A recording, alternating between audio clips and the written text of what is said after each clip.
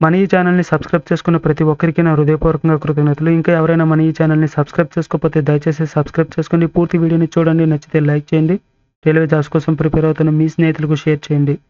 ఇదివరకే జనరల్ సైన్స్‌కి సంబంధించి 1000 ప్రశ్నలతో పీడీఎఫ్‌ని అయితే తయారు చేయడం జరిగింది. 1000 ప్రశ్నలకు సంబంధించిన పీడీఎఫ్ కావాలనుకునే వాళ్ళు వాట్సాప్ గ్రూప్ లింక్‌ని అయితే డిస్క్రిప్షన్‌లో ఇవ్వడం జరిగింది. వాట్సాప్ గ్రూప్‌లో జాయిన్ అవ్వండి. పీడీఎఫ్‌ని అయితే తీసుకోవడానికి అయితే ప్రయత్నం చేయండి. అయోడిన్ ఎలిమెంట్ యొక్క వాలెన్సీ ఎంత అనేది ప్రశ్న. మనకి డెప్త్‌గా ప్రశ్న ఇవ్వాలనుకుంటే పీరియాడిక్ టేబుల్ నుంచి అయోడిన్ యొక్క వాలెన్సీ గాని, లేదంటే ఏదైనా ఎలిమెంట్స్ యొక్క వాలెన్సీ గాని, అలానే ఎలిమెంట్స్ యొక్క ఎలక్ట్రాన్ విన్యాసం గురించి గాని అడగొచ్చు. కాబట్టి ఈ వీడియోలో ఎలిమెంట్స్ యొక్క వాలెన్సీని ఏ విధంగా కనుక్కోవచ్చు అనేది చెప్పడం జరుగుతుంది. ఇక్కడ అయోడిన్ యొక్క వాలెన్సీ ఎంత అనేది ప్రశ్న అయితే అడగడం జరిగింది. మనకి ఏదైనా ఒక ఎలిమెంట్ అనేది స్థిరత్వం పొందాలంటే బాహ్య కరపరంలో 8 ఎలక్ట్రాన్స్ అనేవి అవసరం. ఏ ఎలిమెంట్ అయితే బాహ్య కరపరంలో 8 ఎలక్ట్రాన్స్‌తో పూర్తిగా నిండి ఉంటుందో అది ఏమవుతుంది, స్థిరత్వాన్ని పొందుతుంది. అలాంటి గ్రూప్ ఏదైనా ఉందంటే అది 18వ గ్రూపు. ఇన్‌రెట్ ఎలిమెంట్స్ అని పిలుస్తారు వాటిని. ఈ 18 గ్రూప్ మూలకాలన్నీ కూడా మనకి ఏమవుతాయంటే వాటి బాహ్య కరపరంలో 8 ఎలక్ట్రాన్స్‌తో ఉండడం వల్ల అవి ఎలక్ట్రాన్‌ని తీసుకోవడం గాని, కోల్పోవడం గాని జరగకుండా స్థిరత్వంగా పొంది ఉంటుంది. ఇతర ఎలిమెంట్స్‌తో అవి చర్య జరపకుండా ఉండడం అయితే జరుగుతుంది. అయితే మిగిలిన ఎలిమెంట్స్ ఏవైతే ఉంటాయో అవి ఎలక్ట్రాన్‌ని కోల్పోవడం గాని, లేదంటే ఎలక్ట్రాన్‌ని గ్రహించడం గాని చేసుకుంటాయి. ఇక్కడ ఏదైనా ఒక ఎలిమెంట్ అనేది ఎన్ని ఎలక్ట్రాన్‌ని కోల్పోతుంది లేదా ఎన్ని ఎలక్ట్రాన్‌ని గ్రహిస్తుంది. ఫర్ ఎగ్జాంపుల్‌గా అయోడిన్ అనేది 2 ఎలక్ట్రాన్‌లు కోల్పోతుంది అనుకుంటే ఆ 2 ఎలక్ట్రాన్‌లు అనేవి అయోడిన్ యొక్క వాలెన్స్ అని అవుతుంది. లేదంటే అయోడిన్ అనేది ఒక 36 ఎలక్ట్రాన్స్‌ని గెయిన్ చేసుకుంటుంది.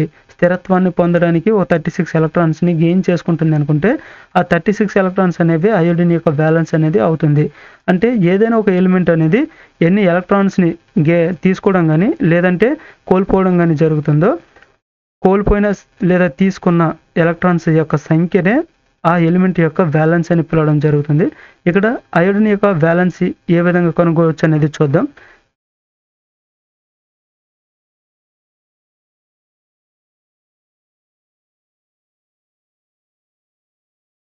ఏదైనా ఎలిమెంట్ యొక్క వాలెన్సీ కనుగొనాలంటే ఖచ్చితంగా ఆ ఎలిమెంట్ యొక్క అటామిక్ నెంబర్ అయితే తెలిసుండాలి. అటామిక్ అంటే పరమాణు సంఖ్య అనేది తెలిసుండాలి. ఇక్కడ అయోడిన్ యొక్క పరమాణు సంఖ్య 53, పరమాణు భారం అంటే అటామిక్ మాస్ అనేది 126 అనేది అవుతుంది. ఇక్కడ మనకి అయోడిన్ యొక్క వాలెన్స్ ఎంతంటే 1 అనేది అవుతుంది. అది ఏ విధంగా కనుగొనడం జరుగుతుందంటే, మనకి ఏదైనా ఎలిమెంట్ యొక్క వాలెన్స్ అని అడిగితే ఆ ఎలిమెంట్‌కి ముందున్న ఇన్‌రెట్ ఎలిమెంట్ ఏదనేది చూసుకుందాం. ఇన్‌రెట్ ఎలిమెంట్ ఇక్కడ అయోడిన్‌కి ముందున్న ఇన్‌రెట్ ఎలిమెంట్ ఏదంటే క్రిప్టాన్ అనేది అవుతుంది. మొత్తం మనకి 53 ఎలక్ట్రాన్స్ అనేవి బాహ్య కరపరాల్లో వాటిని అమర్చడం అయితే చేయాలి. 2 విధాలుగా ఇక్కడ ఉన్న 3 విధాల్లో నాకు ఈ ఏవైతే ఉన్నాయో ఈ విధంగానే అమర్చడం అనేది చాలా ఈజీగా కనుగొనవచ్చు. ఇక్కడ ఏదైనా ఒక ఎలిమెంట్ యొక్క వాలెన్సీ కనుగొనాలనుకుంటే ఇక్కడ అయోడిన్ యొక్క వాలెన్సీని ఏ విధంగా కనుగొనడం జరిగిందంటే, అయోడిన్‌కి ముందున్న ఇన్‌రెట్ ఎలిమెంట్ ఏదనేది తీసుకోవడం జరిగింది. ఇన్‌రెట్ ఎలిమెంట్ ఎందుకు తీసుకోవడం అంటే 0 గ్రూప్ మూలకాలను ఎందుకు తీసుకోవడం జరిగిందంటే అవి స్థిరత్వాన్ని పొంది ఉంటాయి. అవి ఎలక్ట్రాన్‌ని తీసుకోవడం గాని, కోల్పోవడం గాని జరగదు. అంటే ఈ ఇన్‌రెట్ ఎలిమెంట్ ఏదైతే ఉందో వాటి వాల్యూ మొత్తం 0 కింద అయిపోతుంది. మిగిలిన ఏవైతే ఉంటాయో వాటిని మనం ఎలక్ట్రాన్ విన్యాసం ఆధారంగా లేదంటే KLM అనే సెల్స్‌లో వాటిని ఫిలప్ చేసి ఏవైతే ఎలక్ట్రాన్ కోల్పోవడం గాని, తీసుకోవడానికి ఎన్ని ఎలక్ట్రాన్స్ మిగిలాయని ఆధారంగా చేసుకొని మనం వాటి యొక్క వాలెన్స్ కనుక్కోవచ్చు. ఇక్కడ ఫర్ ఎగ్జాంపుల్‌గా తీసుకుంటే ఇక్కడ అయోడిన్‌కి ముందున్న ఇన్‌రెట్ ఎలిమెంట్ ఏంటంటే జడవాయు మూలకం ఏంటంటే క్రిప్టాన్. క్రిప్టాన్ యొక్క అటామిక్ నెంబర్ అంతా 36. ఈ 36 అనే వాల్యూ మొత్తం కలిపి 0గా తీసుకుందాం. మిగిలిన ఎన్ని మిగిలిపోయినాయి, 17 అనేది మిగిలిపోయింది. Kలో ఎన్ని ఎలక్ట్రాన్స్ ఫిలప్ అవుతాయి, 2 ఎలక్ట్రాన్స్ ఫిలప్ అవుతాయి. ఇక Lలో ఎన్ని ఫిలప్ అయితే 8 ఎలక్ట్రాన్స్ ఫిలప్ అయితే Mలో 18 యాక్చువల్‌గా Mలో 18 ఎలక్ట్రాన్స్ అనేవి ఫిలప్ చేయాలి. కానీ మనకు మిగిలినవన్నీ 7 అనేది ఫిలప్ అయింది.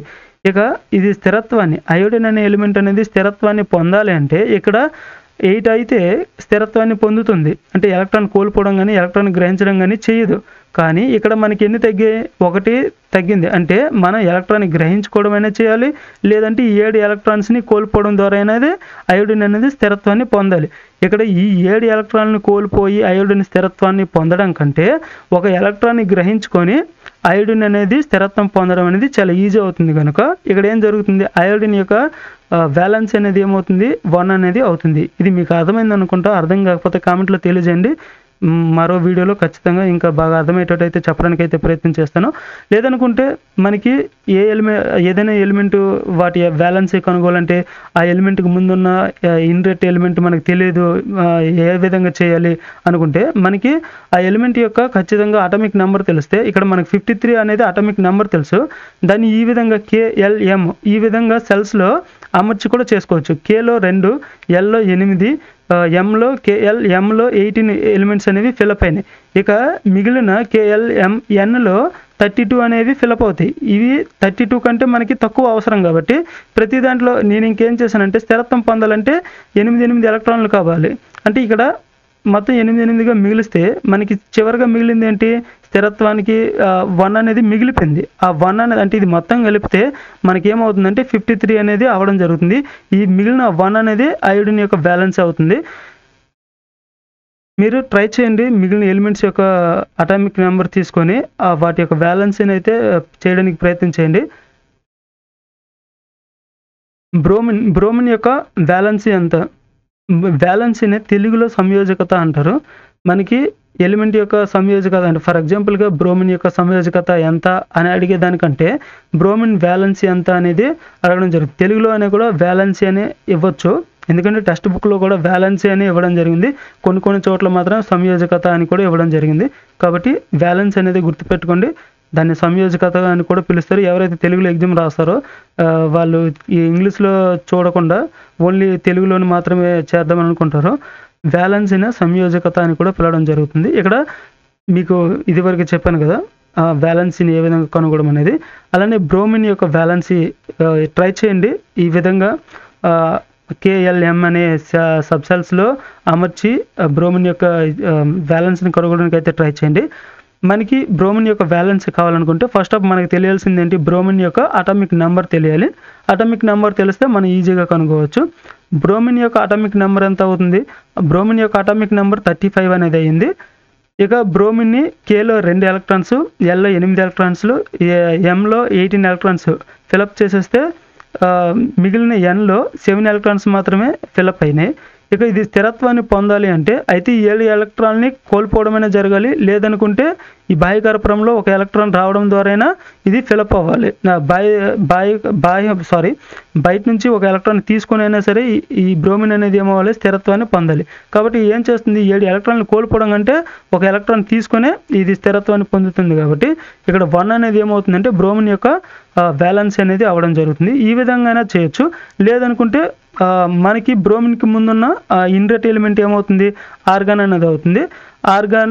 ఆర్గాన్ యొక్క అటామిక్ నంబర్ చూసుకుంటే ఆర్గాన్ యొక్క అటామిక్ నంబర్ 18. 35 నుంచి 18 తీసివేస్తే మనకి 17 ఉంది. ఇక్కడ Kలో 2, Lలో 8 అయిపోతే ఇక 8, 2, 10 అయినాయి. మిగిలినవన్నీ 17కి 7 అనేది మిగిలింది. ఇక 7 ఎలక్ట్రాన్లు కోల్పోవడం కంటే 1 ఎలక్ట్రాన్ తీసుకొని ఇది బాహ్యకర్పూరంలో 8 ఎలక్ట్రాన్లతో స్థిరత్వాన్ని పొందొచ్చు. కాబట్టి బయట నుంచి ఒక ఎలక్ట్రాన్ తీసుకొని స్థిరత్వాన్ని పొందడం అయితే జరుగుతుంది. మనకి బయట నుంచి తీసుకుంటే అంటే ఒక ఏదైనా ఎలక్ట్రాన్ని గ్రహించడం కానీ కోల్పోయిన ఎలక్ట్రాన్ల సంఖ్యను కానీ మనం ఏమని పిలుస్తాం? వాలెన్స్ అనేది పిలవడం జరుగుతుంది. కాబట్టి ఇప్పుడు బ్రోమిన్ యొక్క వాలెన్స్ ఎంత అంటే 1. అలానే కాపర్ యొక్క వాలెన్స్ ఎంత అనేది ఆన్సర్ చెప్పకముందే మీరు సొంతంగా ట్రై చేసి కామెంట్లో తెలియజేయండి. కాపర్ యొక్క వాలెన్స్ ఎంత అంటే కాపర్ యొక్క వాలెన్స్ కూడా 1 అవుతుంది. కాపర్ యొక్క atomic number 29, atomic mass number ఏమొచ్చి 63 అవుతుంది.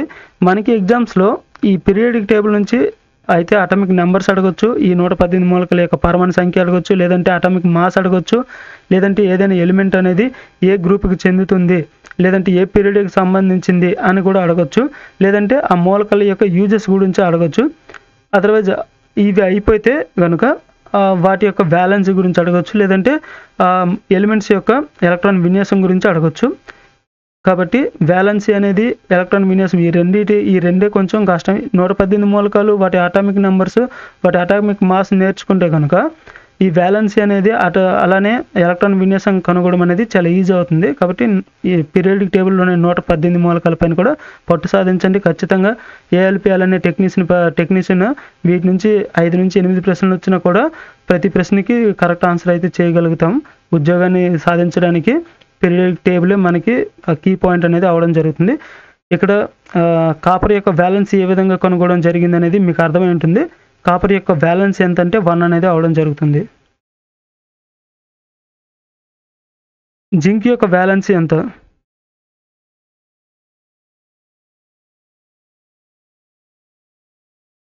జింక్ యొక్క అటామిక్ నెంబర్ 30, జింక్ యొక్క అటామిక్ మాస్ అనేది 65 అనేది అవుతుంది. జింక్ యొక్క వ్యాలెన్సీ అనేది 2 అనేది అవుతుంది. ఇక్కడ కేలో 8, మొత్తం ఇక్కడ ఫిలప్ చేస్తే మనకి బాహ్యకర్పణలో 2 ఎలక్ట్రాన్స్ అనేవి మిగిలినాయి. కాబట్టి జింక్ యొక్క బ్యాలెన్స్ అనేది ఏమవుతుందంటే 2 అనేది అవుతుంది. అలానే రేడియం యొక్క బ్యాలెన్సీ,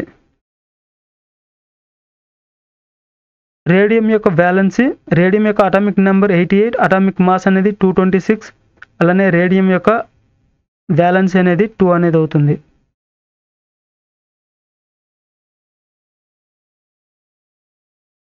ఇవి గత ప్రశ్న పత్రాలకు సంబంధించినవి. ముందిచ్చిన 5 ప్రశ్నలు అనేవి మనకి టెక్స్ట్ బుక్స్ ఆధారంగా ప్రిపేర్ చేసినవి. ఒకవేళ పేపర్ అనేది చాలా కష్టంగా వస్తే ఈ విధంగా అడగొచ్చు అనే ఆధారంగా చేసుకొని ఇవ్వడం జరిగింది. ఇవి గతంలో జరిగిన ప్రశ్న మనకి ఎగ్జామ్లో అడిగిన ప్రశ్నలు ఇవి. వజ్రం అలానే మరకతం దేనితో తయారు చేయబడినవి? వజ్రం అనేది కార్బన్తో తయారవుతుంది అనేది మన అందరికీ తెలుసు. బట్ ఆ మరకతం అనేది దేంతో తయారు చేయడం జరుగుతుంది అనేది తెలిస్తే, అంటే దేంతో తయారవుతుంది అనేది తెలిస్తే సరిపోతుంది. వజ్రం అనేది కార్బన్ యొక్క రూపాంతరం, అలానే మరకతం అనేది బెరీలియం యొక్క రూపాంతరం.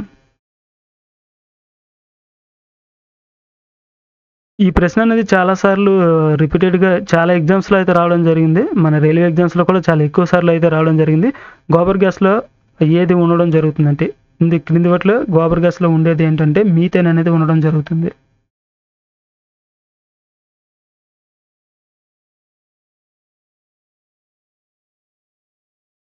మానవ శరీరంలో కొవ్వు ఎక్కడ నిల్వ ఉంటుంది? మానవ శరీరంలో కొవ్వు అనేది ఎడిపోజ్ కణాల్లో నిల్వ అయితే ఉండడం జరుగుతుంది.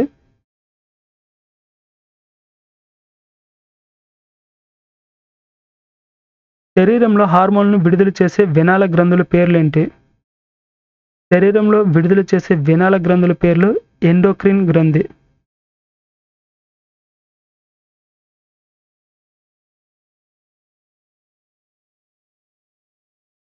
ఆక్సిజన్ ట్యూబ్లో క్రింది వాటిలో ఏ వాయువుని ఆక్సిజన్తో పాటు మిశ్రమంగా యూజ్ చేస్తారు? అంటే మనకి ఆక్సిజన్ సిలిండర్లు అంటే నీటిలో కానీ లేదంటే పేషెంట్స్కి ఈ ఆక్సిజన్ అనేది పెట్టడం జరుగుతుంది కదా, దాంట్లో ఆక్సిజన్తో పాటు ఆక్సిజన్కి మిశ్రమంగా ఏ వాయువుని ఉండడం జరుగుతుంది అనేది ప్రశ్న. ఈ ప్రశ్న కూడా చాలాసార్లు ఎగ్జామ్లో డిఫరెంట్గా అడగడం జరిగింది. గుర్తుపెట్టుకోండి, ఆక్సిజన్ సిలిండర్లో అంటే ఏదైతే మనకి నీటిలో ఎదడానికి వెళ్ళేటప్పుడు తీసుకున్న ఆక్సిజన్ అయినా సరే, లేదా పేషెంట్స్కి పెట్టే ఆక్సిజన్ అయినా సరే, దాంట్లో ఆక్సిజన్తో పాటు దేని మిశ్రమం అనేది ఉండడం జరుగుతుందంటే నత్రజని లేదా నైట్రోజన్. ఈ వీడియో మీకు నచ్చినట్టయితే లైక్ చేయండి. అలానే ఇంకా ఎవరైనా మన ఈ ఛానల్ని సబ్స్క్రైబ్ చేసుకోకపోతే సబ్స్క్రైబ్ చేసుకోండి. 1000 ప్రశ్నలకు సంబంధించి, జనరల్ సైన్స్కి సంబంధించి 1000 ప్రశ్నల పీడిఎఫ్ కావాలనుకునేవారు డిస్క్రిప్షన్లో ఉన్న వాట్సాప్ గ్రూప్లో జాయిన్ అయ్యి ఆ పీడిఎఫ్ని అయితే తీసుకొని చదవడానికి అయితే ప్రయత్నం చేయండి. ఈ 1000 ప్రశ్నల పీడిఎఫ్లో కూడా 70% గత ప్రశ్నలు, అలానే 30% అనేది మనకి గవర్నమెంట్ బుక్స్ టెక్స్ట్ బుక్స్ని ఆధారంగా చేసి తయారు చేసినవి. Thank you.